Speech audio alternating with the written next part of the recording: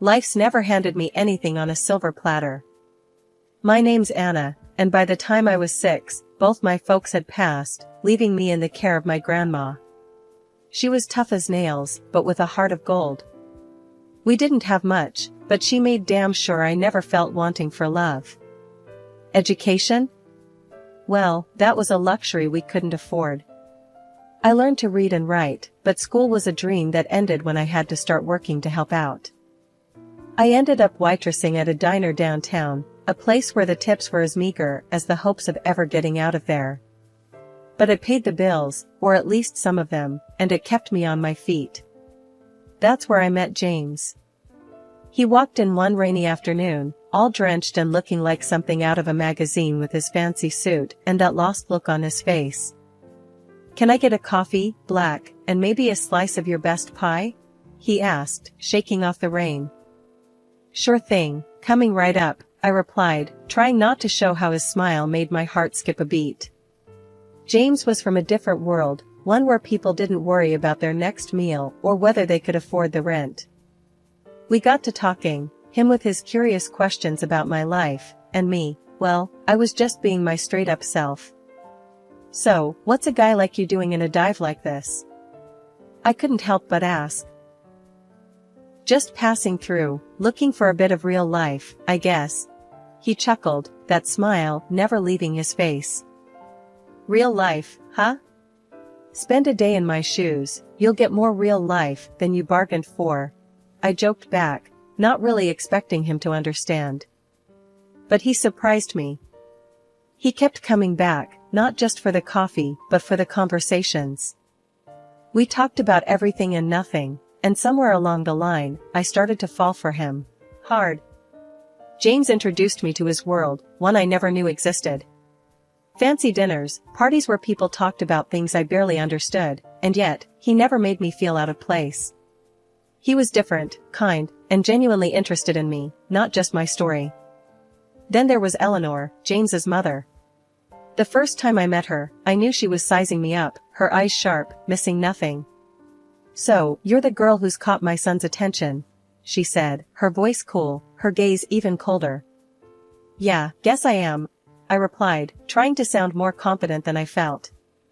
"Well," was all she said, turning her attention back to James as if I was no longer there. It was clear from the get-go she didn't approve of me. I was too simple, too uneducated, too everything she didn't want for her son. Eleanor's disdain wasn't the silent type. It was loud, clear, and made its presence felt every single time she walked into a room. If there was one thing I learned quickly after marrying James, it was that his mother, Eleanor, had an opinion on everything. And she wasn't shy about letting you know exactly what she thought, especially if it involved me.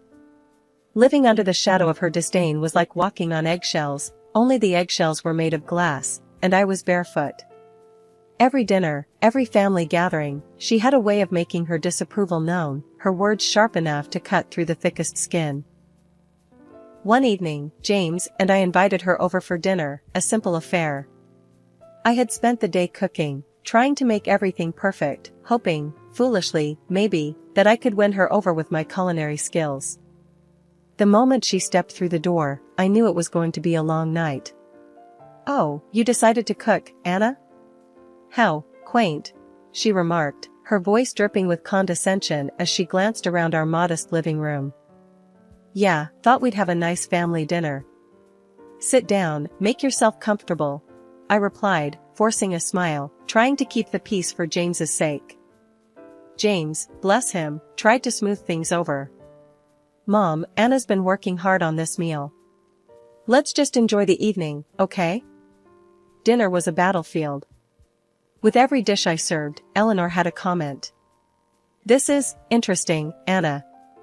Not what I would have chosen, but I suppose it's edible."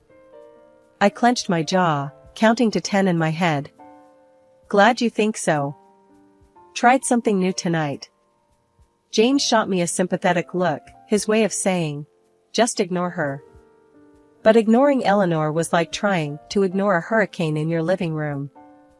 The real kicker came when we were talking about Lily's upcoming school year. I've been looking into schools for Lily, Eleanor began, her tone suggesting she had already made decisions. The local public school simply won't do. A girl of her potential needs the best education we can provide. I felt my hackles rise. James and I have been discussing schools. We think the local school is just fine. Eleanor turned her sharp gaze on me. Anna, with all due respect, what do you know about education? Your background doesn't exactly scream expertise in the matter. That stung. I could feel James tense up beside me, but before he could say anything, I jumped in. My background might not be fancy, Eleanor, but I know plenty about making the best out of what you've got. Lily will be fine. The rest of the evening passed in tense silence. After Eleanor left, James tried to apologize. Anna, I'm sorry. She's just set in her ways? Yeah, I've noticed. I interrupted, not wanting to hear excuses for her behavior. It wasn't just the dinners or the snide remarks about my cooking or our home. It was the way she treated me, like I was an inconvenience, a mistake her son had made. But I wasn't about to let her walk all over me. I had faced tougher things in my life than Eleanor's disdain. What bothered me most was the way she talked about Lily, as if I had no say in my daughter's upbringing. The thought of her undermining me with Lily, teaching her to look down on where she came from, made my blood boil. James was caught in the middle, I knew that. He loved his mother, but he loved me and Lily too. We'll figure this out, Anna. I promise, he said, pulling me into a hug. Eleanor's idea of music lessons for Lily felt more like a military operation than anything resembling fun. She'd march into our home, piano books in hand, a stern look on her face that would make a drill sergeant proud. Lily, bless her heart, tried to look excited, but I could see the dread in her eyes. It broke my heart. One afternoon, after another one of these so-called lessons, Lily came to me, her little face scrunched up in distress. Mommy, do I have to keep doing piano with Grandma? She gets mad when I mess up. It's not fun. I knelt down, pulling her into a hug. Hey, it's okay. You don't have to do anything that makes you unhappy. Let me talk to Grandma, okay? Lily nodded, wiping away a tear. It was the last straw. I decided it was time for a showdown with Eleanor. That evening, when Eleanor was about to leave, I stopped her at the door. Eleanor, we need to talk about these music lessons, I said, my voice steady, but firm. Oh? What about them? She replied, her tone icy, as if she already knew where this was going. Lily's not happy. She's stressed and upset after every lesson. I thought these were supposed to be fun for her. Eleanor scoffed. Fun? Music isn't about fun, Anna. It's about discipline, about learning to appreciate the finer things in life. Something you'd know nothing about. I felt my cheeks flush with anger. Listen, I appreciate you wanting to teach Lily, but not like this. Not at the cost of her happiness. Eleanor's eyes narrowed. And what do you suggest? Letting her quit. That's the problem with your generation. Too quick to give up. No wonder you ended up where you are. That stung. More than I wanted to admit. It's not about giving up. It's about not forcing her to do something she hates. There's a difference. Eleanor shook her head, dismissive. I won't stand by and watch my granddaughter waste her potential. If you're not interested in her future, I certainly am. That night, after Lily went to bed, I sat down with James. We need to talk about Eleanor and these piano lessons, I started, trying to keep my voice even. James looked up, his expression wary. What about them? Lily's miserable, James. She's scared of making mistakes because your mom's too hard on her. She's losing her love for music. James sighed, running a hand through his hair. Mom just wants what's best for Lily. You know how she is with perfection. I felt my frustration rise. But at what cost? Our daughter's happiness? There was a long silence before James spoke again. "I'll talk to Mom. But Anna, you know how she is," she said in her ways. "Maybe we just give it a bit more time?" I couldn't believe what I was hearing. More time? "James, our daughter is unhappy." He didn't meet my gaze. "I know, but Mom's heart is in the right place. Let's not make a big deal out of this, okay? We'll work it out. Just give it some time." The conversation ended there, but the issue didn't.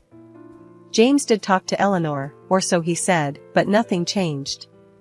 If anything, the lessons became more frequent, as if Eleanor was doubling down in the face of my concerns. It wasn't that I didn't appreciate music, it was the way Eleanor lorded over Lily, pressing her own brand of perfection onto her, that rubbed me the wrong way. But Lily was a trooper, and somehow, she managed to find joy in the keys, despite her grandmother's heavy-handed teachings. As our wedding anniversary approached, James and I decided to throw a party. Nothing too fancy, just a gathering of close friends and family to celebrate another year of us. The planning was going smoothly until Eleanor threw us a curveball. "I've arranged for a special performance," she announced one evening, her tone leaving no room for argument. "Lily and I will be playing a duet. You'll need to rent a stage and a piano." James and I exchanged a look. "A piano?" he echoed, clearly taken aback. "Yes, James. And make sure it's a grand piano. We'll be playing arpeggios, something Anna here might not be familiar with," Eleanor said, her voice dripping with that familiar condescension. I felt my cheeks burn, not from embarrassment, but from anger. The nerve of her, to assume I didn't know what arpeggios were. My grandmother had made sure I was as comfortable with Bach and Beethoven as I was with a frying pan and spatula. But I'd kept my musical skills a secret, a piece of me that I cherished privately, away from judgmental eyes. Not even James knew. But I swallowed my pride and bit back the sharp retort on the tip of my tongue. This wasn't about me or Eleanor.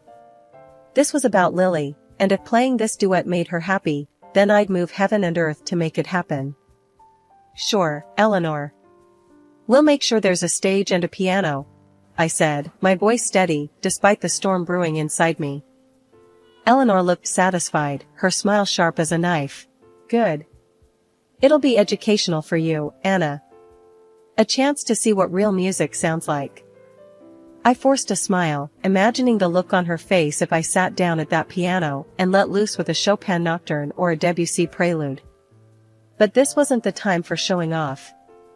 This was about giving Lily a moment in the spotlight, away from the shadow of her grandmother's expectations. James, bless him, was clueless about the tension. "It'll be great, babe. Lily's excited about it," he said later, wrapping an arm around me. I nodded, leaning into his embrace. "Yeah, it'll be something all right." As the day of the party drew closer, I found myself feeling more anxious than excited. Not about the party itself, but about that performance. It was a reminder of how much I'd kept hidden from my own family, and of the delicate balance we maintained to keep the peace. The party was in full swing, laughter and chatter filling our backyard, transformed for the night into a slice of celebration. James was mingling, playing the host with an easy charm that made me fall for him all over again every time I saw it. Lily, dolled up in a dress that sparkled under the fairy lights, was buzzing with excitement and nerves about her upcoming performance. I was fussing over the last-minute details when Eleanor made her grand entrance, draped in elegance, but with that ever-present air of scrutiny. "Anna, dear, is everything set for our performance?"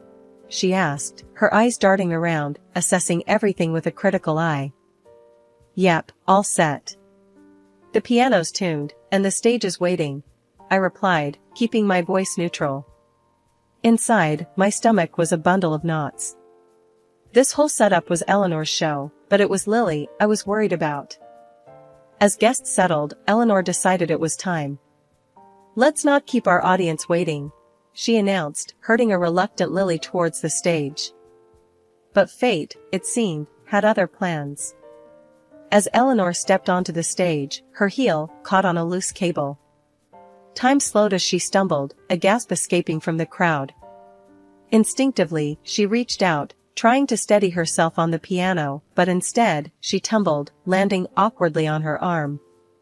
The music halted, replaced by murmurs of concern. James rushed to his mother's side, his face etched with worry. "Mom, are you all right?" he asked, as I hovered nearby, unsure of what to do. Eleanor, ever the prideful matriarch, brushed off the concern with a strained smile. "I'm fine, just a little mishap." "The show must go on," she insisted, though her voice betrayed a hint of pain. James wasn't convinced. "Maybe we should cancel the performance, Mom. You need to get that checked." But Eleanor wouldn't hear of it. "Absolutely not. We've prepared for this, and we will perform," she said, her tone brooking no argument. I glanced at Lily, who looked more frightened than ever. I wanted to scoop her up and tell her she didn't have to go through with this, but Eleanor was already positioning her at the piano. The performance started, and it was clear from the first note that something was off. Eleanor's playing was hesitant, the fluid grace she usually possessed replaced by a stilted awkwardness. The pain from her fall was evident in every note she missed, every chord that came out wrong. A murmur ran through the assembled guests as the performance went on. It wasn't long before some couldn't hide their amusement, their whispers turning into barely suppressed chuckles. The sight of Eleanor, always so poised and in control, struggling to play basic arpeggios because of her injured arm was, I had to admit, a bit funny in a tragic sort of way. But my heart went out to Lily, caught in the middle of this farce, her eyes darting between the keys and her grandmother, a look of sheer panic on her face. The performance, meant to be the highlight of the evening, turned into a comedy of errors, with Eleanor's pride leading the charge. Despite the awkwardness of the situation, I couldn't help but feel a twinge of sympathy for her. There she was, trying to maintain her dignity in front of an audience that found her predicament amusing. It was a humbling moment for someone who seldom found themselves anything less than perfect. As I watched Eleanor stumble away from the piano, her pride taking a hit right in front of everyone, I was torn. Part of me thought, well, it's about time she came down a peg or two. But then, seeing her trying to blink away those tears of frustration, my heart softened. She might be all sorts of difficult, but she didn't deserve to be humiliated like that. And Lily, my sweet girl, looked so upset by the whole ordeal, I couldn't bear it. Eleanor, her face a mask of disappointment mixed with pain, slowly moved aside. That's when I made my decision. I wasn't about to let the evening end on such a sour note. Not if I could help it. So, there I went, taking a seat at the piano beside Lily, who looked at me with wide, questioning eyes. "Just follow my lead," I whispered to her, giving her a reassuring smile. I could feel everyone's eyes on us, curious, maybe even a bit skeptical. We started to play, and it was like magic. The notes just flowed, perfect and clear. For a few minutes, there was no Eleanor, no awkward tension, just me, Lily, and the music. I could hear the surprise in the room, the shift in the atmosphere as we hit our stride. The applause that followed was thunderous, especially from James, who looked like he might burst with pride. But it was Eleanor's reaction that caught me off guard. She was standing there, tears streaming down her face, but this time they were different. There was something like respect, maybe even a hint of regret, in her eyes. I had no idea you could play," she said, her voice soft, almost lost in the buzz of the room. "A lot of things you don't know about me," I shot back, half teasing, half serious. It was a moment of triumph, sure, but it was also a bridge, a way to show her there was more to me than she'd ever given me credit for. Lily, ever the showman, took her little bow, her face lit up with a mix of relief and joy. And as the applause died down, I stayed seated at the piano, my fingers resting lightly on the keys, ready for the next piece. "Wow, Anna, that was incredible." "I had no idea," James said, his voice filled with wonder and something akin to disbelief. Eleanor cleared her throat, stepping closer, her gaze fixed on me. "Anna, I must admit, that was quite a performance. You and Lily, you played beautifully together." I raised an eyebrow, surprised by her concession. "Thanks, Eleanor. Music's always been a big part of my life."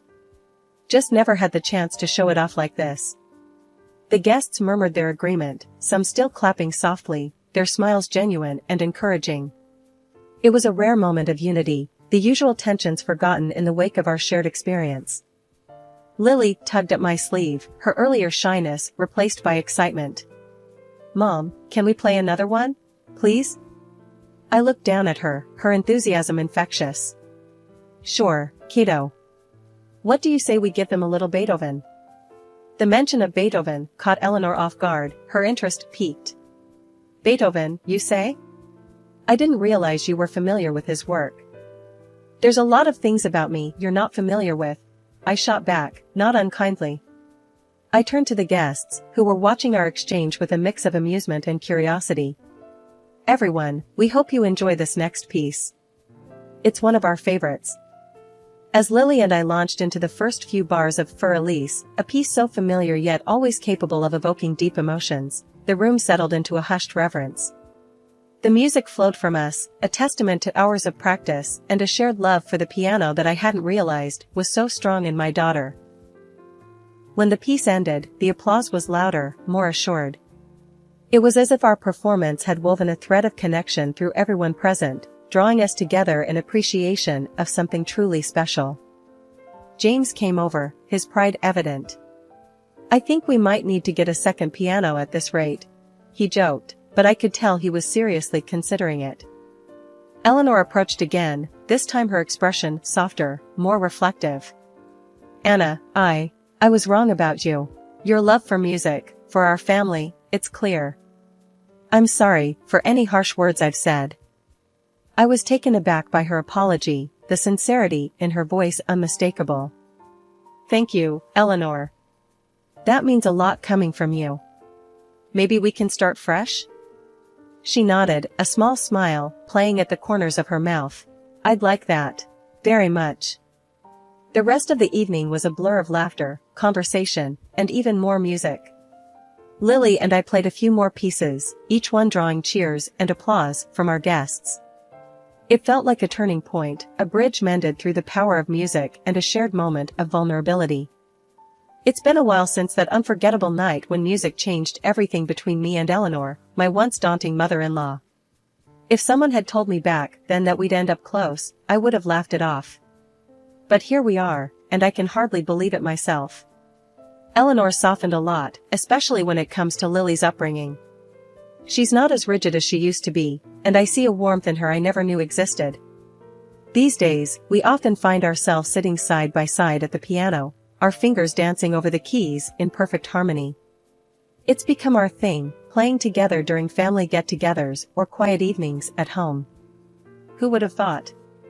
One evening, as we finished a particularly challenging piece, I turned to Eleanor, unable to hide my grin.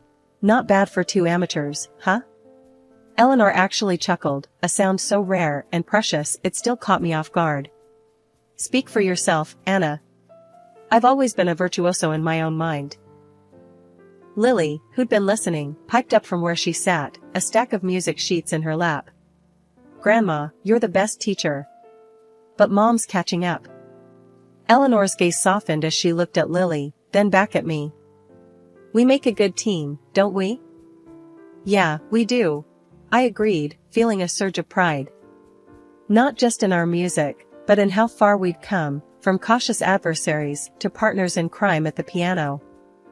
James, ever the supportive husband and son, would often sit back with a contented smile, watching us. "You three are something else," he'd say, and I knew he meant every word. Eleanor and we talk a lot more now. Not just about music, but about life, love, and everything in between. She's opened up about the challenges of raising her kids alone, and I've shared my fears and dreams for Lily. These conversations, once unimaginable, have become a cherished part of our relationship. "Anna," Eleanor said one night, after Lily had gone to bed, "I was too harsh on you before. You brought something special into this family." Hearing those words, I felt a weight lift off my shoulders. "Thank you, Eleanor. That means the world to me. We've come a long way, Eleanor and I. From tension and misunderstanding to respect and genuine affection. It's not always perfect, but the progress we've made is undeniable.